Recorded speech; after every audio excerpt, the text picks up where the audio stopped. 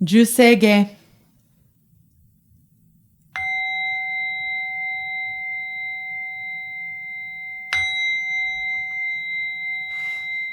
Gagon chosegan Hishimu jodo Shigan fumanzo Seifu joshoga Gaon muryoko Fuidai seshu Fusai shobingu Seifu joshoga Gashi jobundo Myosho chojipo Kukyo mishomon Seifu joshoga Ryokujin shonen Joe shubongyo Shigumu jodo Isho tenin shi Jinriki endai ko Fusho musaido Shoujo sankumyo Kosai shuyakunan Kaiichi egen Meshi konoan Heisoku shoakudo Tsudan zen shumon Koso jo manzo Iyoro jipo Nichigan shujuki Tenkon fugen Ishu kai hozo Koseku dokuho Chodai shuju Seppo shishiku Kuyo isaibu Gusoku shutoku hon Gane shinjoman Tokui samgayon Nyobun mugenshi Tsudan mifusho Gangaku eri Toshi sai shoson Shiganya koka Daisen no kando Koku shoten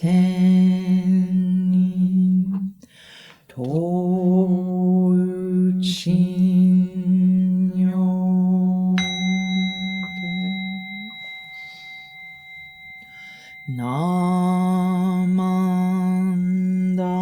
Namandamu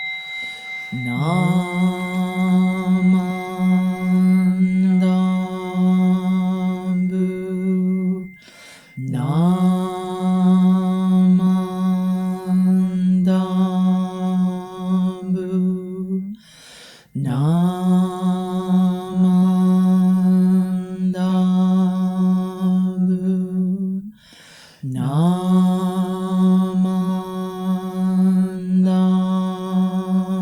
Namandamu Namandamu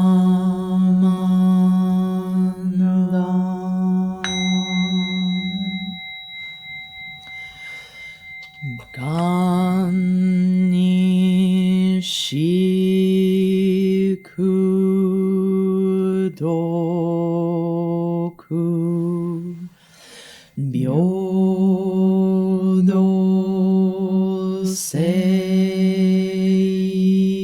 産道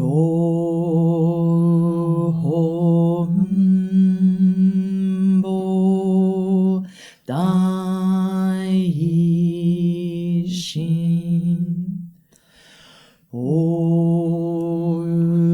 生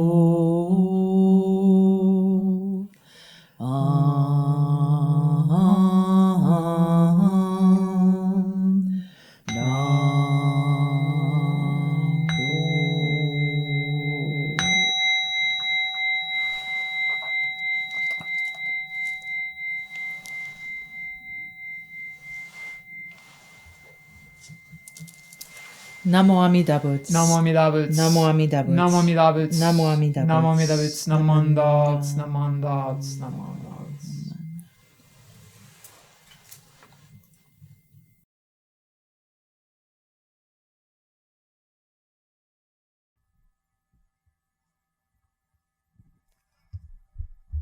Golden Chain, page 107 in your blue Denver service books.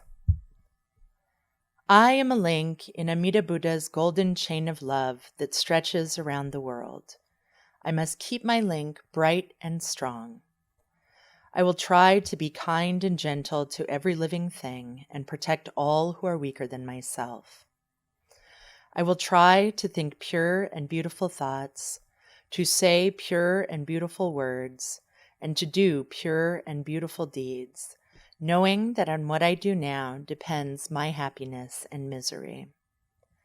May every link in Amida Buddha's golden chain of love become bright and strong, and may we all attain perfect peace. Namo Amida Buddha. Namo Amida Buddha. Namo Amida Buddha. Namo.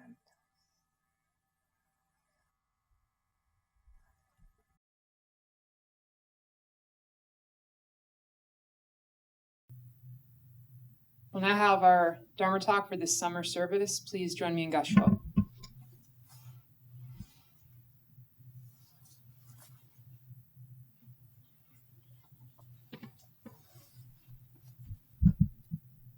The Dharma gate of the Nembutsu does not discriminate between foolish and wise, noble and poor. The length of practice, or whether you are good or evil, is of no concern.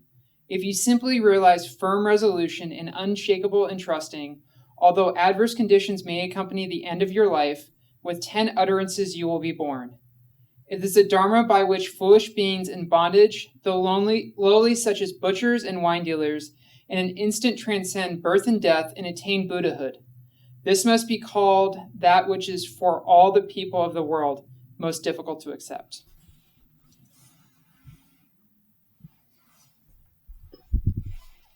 Namo Amida Buddha. Namo Amida Buddha. Namo Amida Buddha. Namanda Buddha. Namanda Buddha. Namanda Buddha. Namanda. Good morning, good noon, good afternoon, good evening.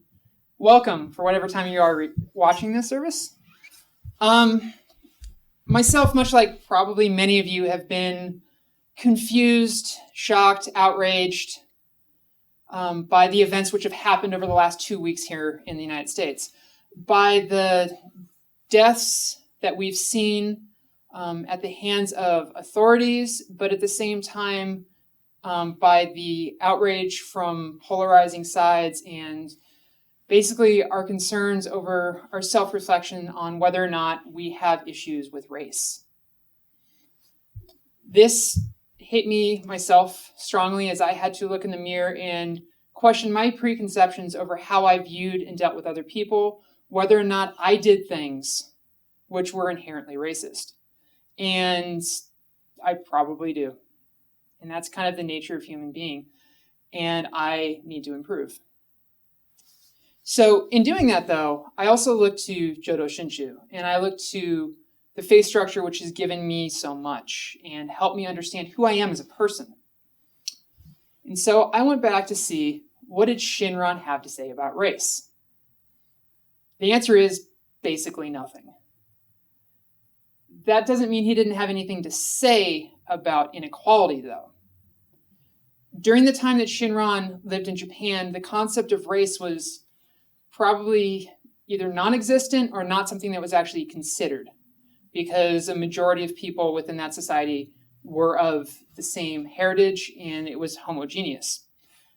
However, Shinran still viewed the world as an equal. And he was not someone that came from the lower classes.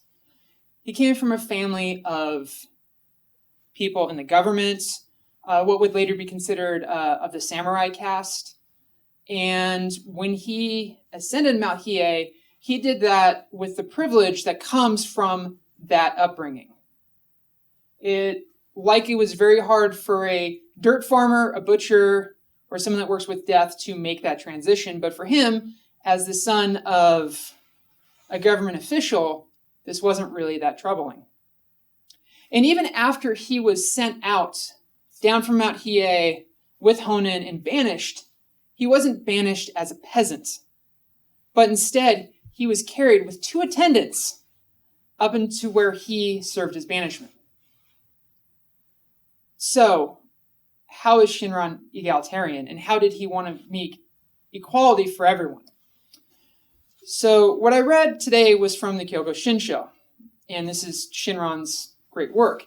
And one of the things that Shinran really focused on was the fact that it didn't matter your causes and conditions. The vow applied to you equally. The vow embraces all completely equally. Whether you are wise or smart, whether you are rich or poor, whether you come from the high caste or the low caste. And the caste is a very important thing in this period of Japanese history. Those that worked with death, the butchers, the fishermen, the grave diggers, these are outcasts. These are not to be touched. Shinran ministered to these people. Not out of some thought that this made him woke, but because the Nembutsu was meant for everyone. This is what made Jodo Shinshu interesting, the faith in which we all belong to. It never was exclusive, and it never will be exclusive. It is a faith, it is a religion that embraces all equally. So we have no grounding within our faith to not welcome someone in. So why did I have to look in the mirror and ask these questions? Do I have a problem? This is my bono. This is my 3 poisons, my greed, anger, and ignorance. And we all have this, and this is why we have to look to the vow. This is why we look to the vow of Amida Buddha, because we do not have the capabilities of our own to have the practice that is greater than the great practice given to us by Amida-sama. In my progress looking for an answer to this question, I came across this book right here, Jodo Shinshu Handbook for Laymen. And this is actually a translation of a Japanese book, so it's pretty much a word-for-word translation of Jinsei no Toi, which was sent out to Hongan Jiha members, Jodo Shinshu members, of how to act, how to be Jodo Shinshu. And in here, there's a question. It seems to me that Shinshu teaches one to have a more reserved attitude towards life. Is it possible to be positive despite this? The answer. Perhaps if a person were to listen to the teachings of Jodo Shinshu in a casual manner and take everything for granted, then the above question would arise. In Jodo Shinshu, to listen to the Dharma means to receive the virtue and benevolence of Amida Buddha. From this experience, ego consciousness is destroyed and the former arrogance in his mind, underlined by the thought, I have lived by my own strength, is changed to that of, I am able to live thanks to the efforts and concerns of others. Thus, the joy of living in the working of Buddha's compassion fills one with spiritual strength and makes him devote himself to helping others to live a meaningful life. We do not live in a vacuum. Every action that we do affects another person. If at any point I do an action that it negatively affects another person, their life will no longer be the same. The same if I do an action that positively affects another person. These also apply to us. When someone comes by and says, you are inherently not as good as me, or if someone comes by and says, because of how you are, you're not allowed to do this, that harms me. And so I have to ask the question, what am I doing to impose that on someone else? Because at my base nature, I am Bonbu, I am Akunin, I am an evil, foolish being. I do not have the capabilities to distinguish right from wrong. So what I can do is live a life full of the Nembutsu, accepting the insane amount of gratitude, of compassion that's given to us by Amida Buddha. And through that, allow that to reflect off of me. Allow the Nembutsu to come from my mouth and to be embodied in the actions in which I do, in order to make all beings feel accepted and loved. Shinran spends the rest of his life after his banishment, going from village to village, sharing this Nembutsu teaching with everyone he meets.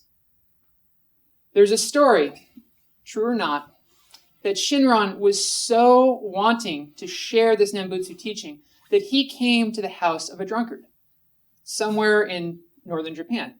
And he refused to leave, sitting out in front of this man's house until he could share this Nembutsu teaching, because he knew that this Nembutsu teaching could open and soften this man's heart.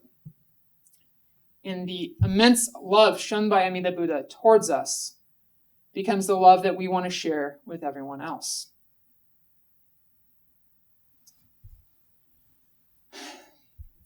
I'd like to close today by reading from Noabode. This is from Ippen. Ippen was a hijiri, a monk that traveled, didn't have a home. And he lived a couple, 60, 70 years after Shinran, but also saw the Nembutsu as the ultimate pathway for those of us who live in everyday life, for those of us who have a base Bonbu nature. Ippen wrote this, precepts for the Nembutsu practitioner. With wholeness of heart, revere the luminous majesty of the gods. Do not slight the virtue of their original source. With wholeness of heart, think on the Buddha, Dharma, and Sangha. Do not overlook the power in the interaction between the Buddha's compassion and our aspiration.